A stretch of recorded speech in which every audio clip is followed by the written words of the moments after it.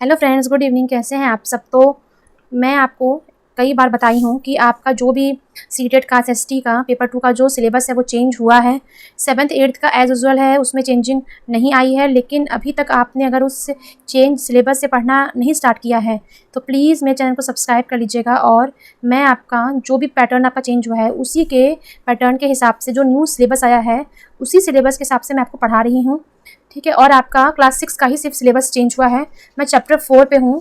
Class 1 2 3 का मैं पढ़ा चुकी हूँ। फर्स्ट चैप्टर, सेकंड चैप्टर और थर्ड चैप्टर में पढ़ा चुकी हूँ। और अभी तक आपने वॉच नहीं किया है तो मेरे चैनल को लाइक कर लीजिएगा, सब्सक्राइब कर लीजिएगा और उसे जाके वॉच कर लीजिएगा। और भी सारे क्लासेस के आपके उसमें आपके प्लेलिस्ट हैं। तो वहाँ पे आपको सब कुछ आपको मिल जाएगा आपके नए पैटर्न के साथ। तो आइए हम लोग स्टार्ट करते हैं। सबसे पहले हम लोग समझते हैं कि इतिहास की समय रेखा एवं उनके स्रोत का क्या मतलब है। क्या मतलब है इसका। तो देखिए, इतिहास की समय एवं स्रोत, समय रेखा एवं स्रोत में आपको क्या पढ़ना है कि छात्रों को यह इस चैप्टर में यह जानने में समझने में मदद मिलती है कि हम विभिन्न स्रोतों और विषयों के माध्यम से अतीत के बारे में कैसे सीखते हैं। ठीक है, मतलब हम किन चीज़ों के से अतीत के बारे में जान पाते हैं। उसमें इतिहासकार और वैज्ञानिक प्राचीन समय के बारे में जानकारी इकट्ठा करने के लिए जिन तरीकों का उपयोग करते हैं, समय में इतिहास में समय को कैसे मापा जा सकता है। तो हम लोग को यही चीज़ इस चैप्टर में पढ़ना है कि इतिहास को कैसे माप सकते हैं। आपको विज्ञान की शिक्षा में पता चलेगा कि पृथ्वी का एक बहुत ही लंबा इतिहास है।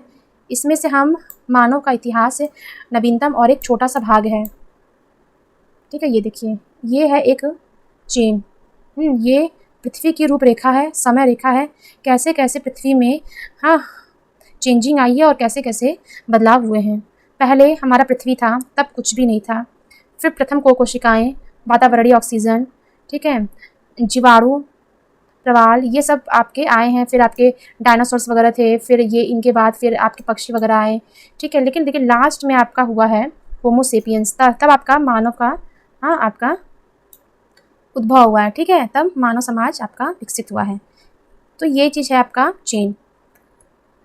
चलिए हम लोग देख लेते हैं कि हम लोग इसमें क्या पढ़ने वाले हैं।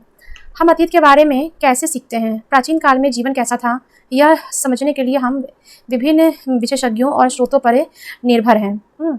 और ऐतिहासिक ज्ञान हमें कहाँ कहाँ से मिल सकता है। तो देखिए, ऐतिहासिक ज्ञान हमें पहला कहाँ से मिलेगा।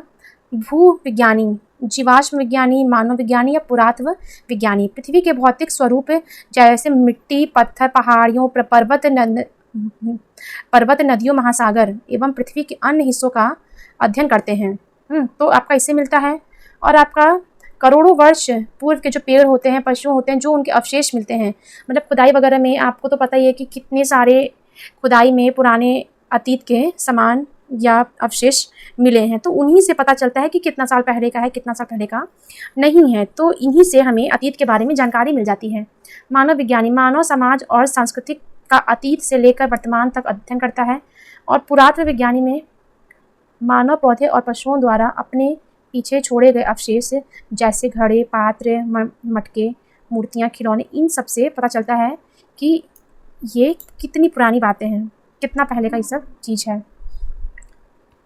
चलिए यहाँ पर हम देखते हैं कि इतिहास में समय की गणना किस प्रकार की जाती है। समय की गणना कैसे होती है इतिहास में, वो भी हम लोग देख लेते हैं। विभिन्न घटनाओं पर घटित होता है। इतिहासकार जो है वो इतिहास में अवधियों को परिभाषित करने के लिए समय रेखा और विशिष्ट शब्दों का उपयोग करते हैं। जैसे सबसे पहला हो गया ईसा पूर्व। यहाँ पे देखिए, ईसा पूर्व के बारे में हम लोग देख लेते हैं कि ईसा पूर्व का मतलब होता है ईसा मसीह के जन्म से पहले के समय को संदर्भित करता है। मतलब इसे ईसा पूर्व के नाम से जाना जाता है। जब ईसा मसीह का जन्म हुआ तो उसके पहले का, ठीक है, उसके पहले का जो भी चीज़ हुआ है, ठीक है, उसे बिफोर कॉमन एरा भी कहते हैं।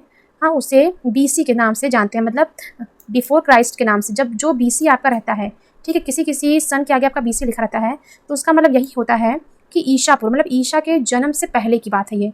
ठीक है, अब एक जगह होता है सीई का मतलब होता है समान युग। ईसा मसीह के जन्म के बाद, जब ईसा मसीह के जन्म के बाद की जो बात होती है वो आपका होता है सीई। ठीक है, आपका सीई यहाँ पे देखिए लिखा है ना, ये देखिए यहाँ पे आपको थोड़ा सा देखे समझाया हुआ है। लेकिन मैं आपको ऐसे पढ़ा दे रही हूँ। देखिए इसमें उतना डिटेल नहीं लिखा हुआ है समय के रूपरेखा के बारे में, मैं आपको समझा रही हूँ। ठीक है। तो CE होता है। देखिए आप इससे आप पढ़ सकते हैं, लेकिन मैं आपको थोड़ा-सा समझा कर चल रही हूँ। अगर आप इसे हाँ, वो पूरा पढ़िएगा, फिर आप जो मैं समझाई हूँ उसको आप समझेंगे तो आपको समझ में आ जाएगा।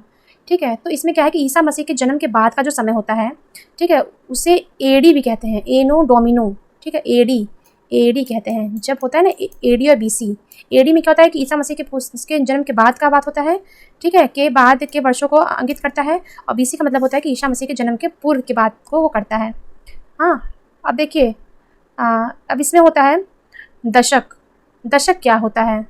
हम लोग दशक के बारे में भी पढ़ लेते हैं कि किसे दशक कहते हैं। अब देखिए यहाँ पे आपका आ जाता है सीधे दशक, ठीक है, ये शताब्दी, दशक, वर्ष, दशक, 10 वर्षों का कालखंड के साथ ही इतिहास में लंबी अवधि का अध्ययन करते हुए समय पर हम सामान्यतः 2 अन्य विशेष शब्दों का भी उपयोग करते हैं। तो देखिए दशक का मतलब होता है 10 वर्ष, ठीक है, 10 ईयर्स। शताब्दी का मतलब होता है 100 वर्ष की अवधि, मतलब 100 साल। जब पूरा 100 ईयर्स बीतते हैं तो एक शताब्दी पूरी होती है। जब 10 वर्ष खत्म होते हैं तो आपका एक दशक पूरा होता है। आप इसे पढ़ लीजिएगा, मैं आपको सिर्फ समझा रही हूँ। और यहाँ पे है सहस्त्राब्दी।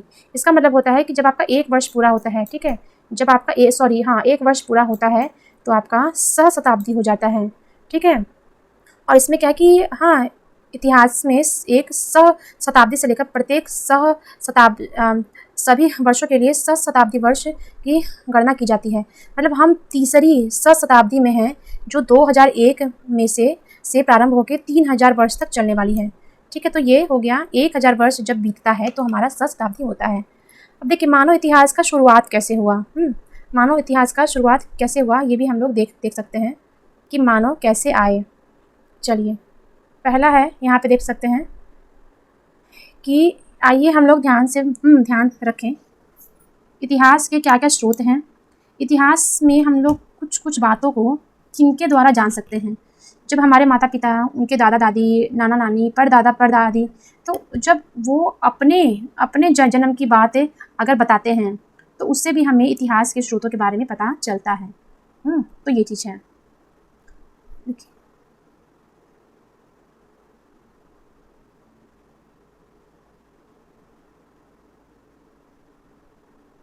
अब देखिए, अब हम लोग यहाँ से पढ़ते हैं, ठीक है। मानव जीवन का आरंभ कैसे हुआ।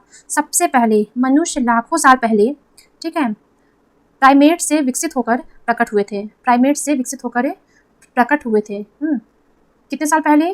3 लाख वर्ष पूर्व से पृथ्वी पर रह रहे हैं, ठीक है, मानव। हाँ, और मानव को पहले क्या कहते थे? होमो सेपियंस। ये इनका वैज्ञानिक नाम होता है, होमो सेपियंस, ठीक है। यहाँ पे देखिए, और उसमें क्या है कि ये शुरुआती जो है वो शिकार करते थे। इसका अर्थ है कि वे जानवरों का शिकार करते थे, भोजन के लिए जंगली पौधे इकट्ठा करते थे और अपना जीवन जीते थे। ये इतना मतलब कि फल फूल पौधे वगैरह पे ये डिपेंड रहते थे और औजार बनाते थे। समय के साथ साथ हाँ, मनुष्यों ने औजार विकसित किए हैं। समय के साथ साथ मनुष्यों ने औजार विकसित किए हैं और आग पर नियंत्रण करना सीखा है। और इससे उनका जो मतलब रहन सहन है वो थोड़ा सा आसान हुआ था, ठीक है। अगर जब वो आग का निर्माण किए तो उससे वो खाना पकाना स्टार्ट कर दिए, ठीक है। तो यही सब आपका शुरुआत हुआ मानव समाज का। सबसे पहला आता है प्रारंभिक पाषाण युग। प्रारंभिक पाषाण युग कहाँ से है ये हम लोग देख लेते हैं। आइए हम लोग इसी में ही देख लेते हैं कि प्रारंभिक पाषाण युग में क्या हुआ था कि मानव जब सबसे पहले मानव शिकार और संग्रह के लिए सरल पत्थर के औजारों का इस्तेमाल करते थे। इस अवधि को पाषाण युग के रूप में जाना जाने लगा। मतलब पूरा पाषाण युग के नाम से जानते थे।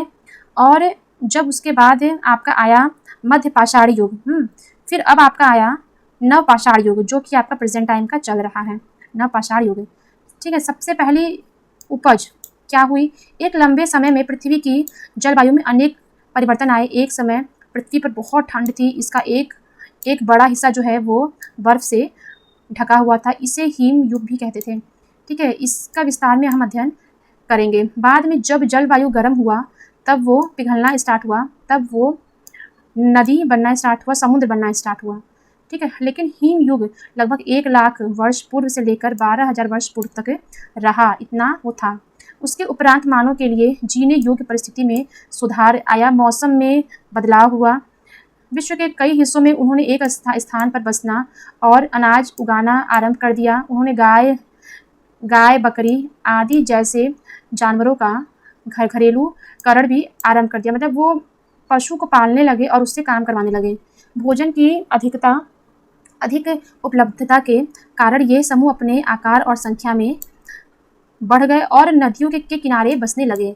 इनका एकमात्र कारण जल की उपलब्धता नहीं थी, अपितु यहाँ की मृदा का अधिक उपजाऊ होना भी था, और इससे वो क्या करने लगे कि अन्न जो है हाँ उसको भी उगाने की प्रक्रिया करना शुरू कर दिए, मतलब वो खेती करने लगे। ठीक है, यहाँ पर देख रहे हैं ना, यहाँ पे नदी है, उसके किनारे जो मिट्टी है वो उपजाऊ हुई और यहाँ पे वो खेती करना स्टार्ट कर दिए, जानवर पालने लगे, आग का आविष्कार किए, तो ये सब काम उनके लिए फिर आसान होने लगा। जैसे जैसे समुदाय का विकास हुआ, समाज जटिल हुआ और उसके बाद कल्याण समूह का भी कार्य उन लोग अच्छे से करना स्टार्ट कर दिए। जैसे समय बीता, पल्ली बड़े गांव में परिवर्तित हुआ, जो मुख्यतः भोजन, वस्त्र और उपकरण आदि वस्त्रों का आदान प्रदान करने लगा, मतलब कि लोग बिजनेस भी करना स्टार्ट कर दिए। फिर अन्य वस्तुओं को बनाने के लिए पहले तांबा फिर लोहा का तकनीक हुआ, फिर उसके बाद अन्य वस्तु आभूषण को भी वो लोग बनाना शुरू कर दिए। हम अध्याय 6 में देखेंगे कि इन चरण ने किस प्रकार से सभ्यता के उदय का योगदान किया है। अभी यह याद रखना आवश्यक है कि मानव सभ्यता को विकास के इन प्रारंभिक चरण में अनेक चुनौतियों का सामना करना पड़ा था। इस दौरान कुछ कठिन क्षण भी आए, और जो कि उसके बाद ये सब झेलते हुए उनके अंदर साहस आया और आत्मविश्वास भी उनके अंदर आया। ठीक है, तो यही है आपका चैप्टर। आगे बढ़ने से पहले हमको देखिए क्या देखना है। एक शॉर्ट में हम लोग देख लेते हैं पूरे चैप्टर का, कि हमें अपने अतीत के बारे में और अधिक जानने के लिए कुछ तरीकों का पता लगाया है। समय रेखा की अवधारणा हमें भिन्न भिन्न समय पर ऐतिहासिक घटनाओं के अनुक्रम को समझने में सहायता करती है। समय की गणना की विभिन्न विधियां वर्ष, दशक, शताब्दी और सहस्राब्दी हैं, जो कि मैं आपको बताई कि वर्ष मतलब 1 वर्ष, दशक 10, शताब्दी 10 और ये 1000। इतिहास के विभिन्न स्रोत ये ऐतिहासिक घटनाओं को समझने व उनका पुनः निर्माण करने में सहायक होंगे। और हमने आरंभिक मानव जीवन को संक्षिप्त में समझा और यह भी जाना कि मानव समाज कैसे समय के साथ जटिल होता गया। तो यही आपको इस चैप्टर में पढ़ना है, बहुत ही इंपॉर्टेंट चैप्टर है। ठीक है, अगर आप मेरे चैनल पर फर्स्ट टाइम आए हैं तो प्लीज़ इसे लाइक शेयर सब्सक्राइब कर दीजिएगा। ठीक है, आज के लिए बस इतना ही। चलिए, okay, bye bye, thank you.